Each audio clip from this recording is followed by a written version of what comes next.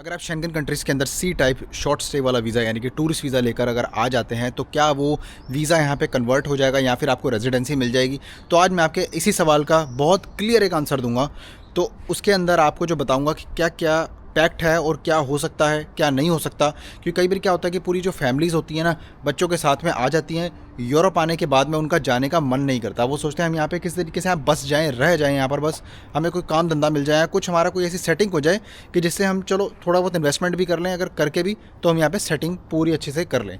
तो दोस्तों देखो, इस वीडियो के अंदर आपको पूरी जानकारी स्टार्ट टू फिनिश मिल जाएगी। आपको कोई और वीडियो देखने की इसके बाद ज़रूरत नहीं पड़ेगी। क्योंकि बहुत सारे भाइयों ने नीचे कमेंट किया था कि हैरी जी अगर हम आ जाएँ ठीक है तो क्या होगा, अगर हम टूरिस्ट वीज़ा हमारे पास लगा हुआ है हम आ जाएं तो कैसे क्या हो सकता है। तो ठीक है, तो ये वीडियो पूरी देखना, लाइक करना अपने वीडियो को, सब्सक्राइब करना चैनल को इस तरह कंटेंट के लिए, शेयर करना किसी मेरे भाई के साथ में जो ऑलरेडी इस चीज़ का आंसर ढूंढ रहा हो, उसको इस वीडियो के अंदर मिलेगा। इंस्टाग्राम पर मुझे फॉलो कर सकते हैं।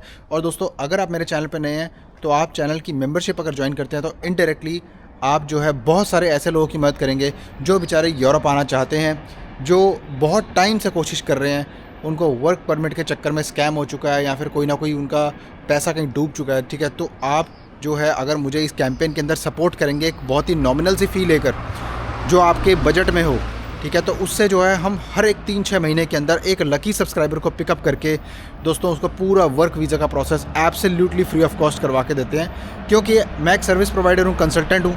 आप जो है मेरी वीडियोस जाके चेक कर सकते हैं, मैंने किया भी है। तो अगर पर्सनली मेरे से अगर बात करनी हो तो उसके लिए आपको कंसल्टेशन लेनी पड़ेगी, जिसका लिंक मैंने नीचे कमेंट्स में पिन कर दिया है। वो सबसे पहला जो कमेंट होगा ना पिन कर दिया मैंने, वो मेरा ही है। आप क्लिक करोगे, दिन सेलेक्ट करके आप गूगल मीटिंग ऐप पे मेरे साथ में आपके दिए हुए टाइम और डेट पर कॉल बना पाएंगे। Thank you very much. अच्छा, बहुत सारी जो है ना ऐसी फैमिलीज़ होती हैं जो अपना समर के अंदर ट्रैवल प्रोग्राम बनाती है और उनको शेंगन टूरिस्ट वीज़ा मिल भी जाता है। क्योंकि पहली बात तो ये है कि दोस्तों ये टूरिस्ट वीज़ा लेना ही इटसेल्फ बहुत ज़्यादा डिफ़िकल्ट है।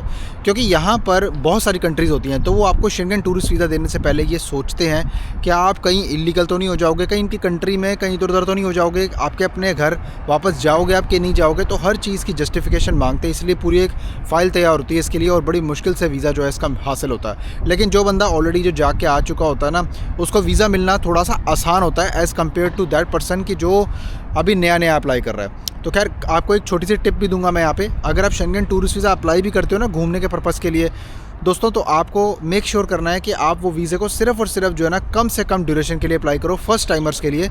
और सिंगल एंट्री वीज़ा हमेशा अप्लाई करो, मल्टीपल एंट्री मत करो, क्योंकि वो आपको कभी भी वीज़ा ऐसे नहीं देंगे अगर आप 1 या 3 महीने का वीज़ा अप्लाई कर दोगे डायरेक्टली पहली शॉट में ही। ठीक है, क्योंकि उसका लग गया तो बहुत बड़ी किस्मत हो जाएगी। लेकिन ऐसे देते नहीं है।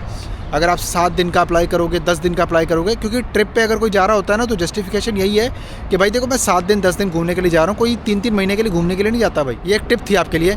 अब देखो भाई, मेन क्वेश्चन कि अगर हैरी जी मैं यहाँ पे हूँ या मैं आ गया हूँ तो क्या हो सकता है मेरा। देखो भाई, पहली चीज़ मैं आपको बता दूँ कि Schengen tourist visa itself convert करना पॉसिबल नहीं होता। उसका रीज़न ये है कि देखो क्या होता है कि जो इन्होंने पॉलिसीज़ ऐसी बनाई है ना कि अगर आपको कोई यहाँ पर इन्विटेशन भी मिल जाती है, कोई जॉब आपको ऑफ़र हो जाती है, तो उसके लिए भी आपको जो है कंट्रीज़ छोड़कर यानी यूरोपियन यूनियन छोड़ के अपनी कंट्री में जाकर दोबारा वीज़ा अप्लाई करके D type for employment purposes आपको दोबारा से एंट्री लेनी पड़ेगी एक इमिग्रेंट वीज़ा के ऊपर, D type long stay visa के ऊपर। ठीक है, तो अब जो भाई ये सोचते हैं कि हाँ जी फिर कोई ना कोई रास्ता तो होगा।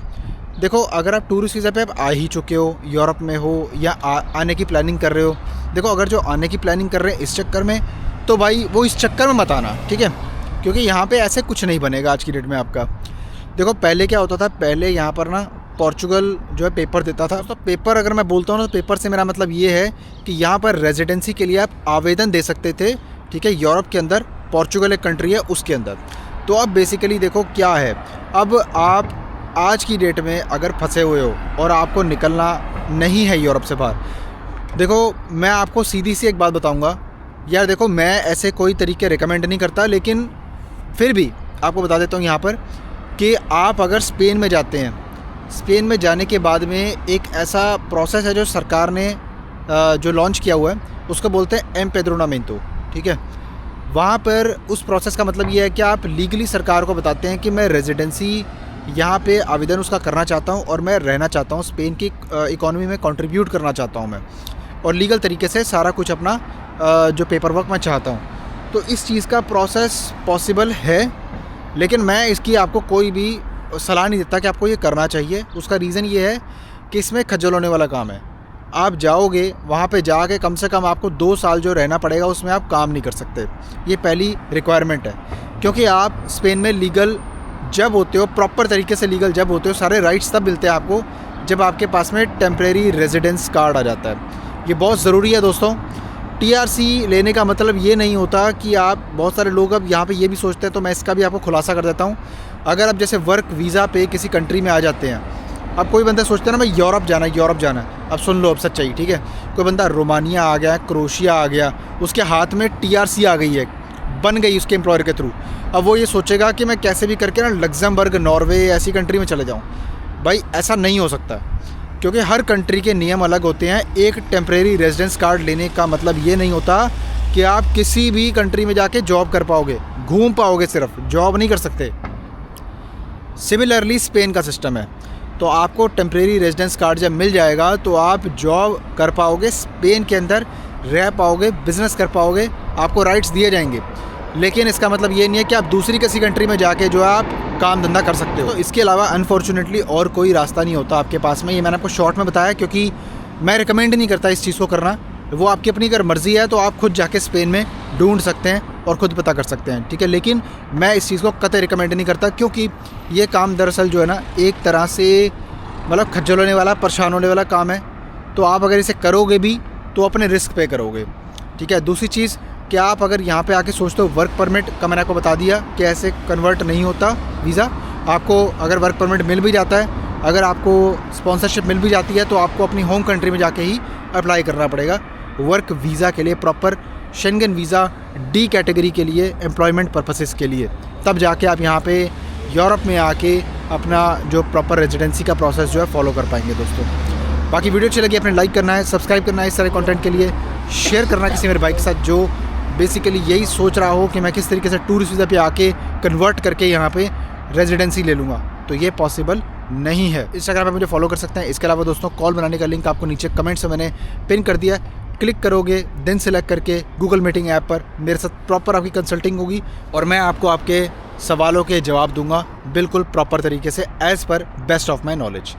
बाकी मिलता हूँ आपसे फिर किसी और शानदार कंटेंट में। तब तक के लिए अपना बहुत सारा ख्याल रखिए, अपने भाई को दुआओं में याद रखिए। Bye bye.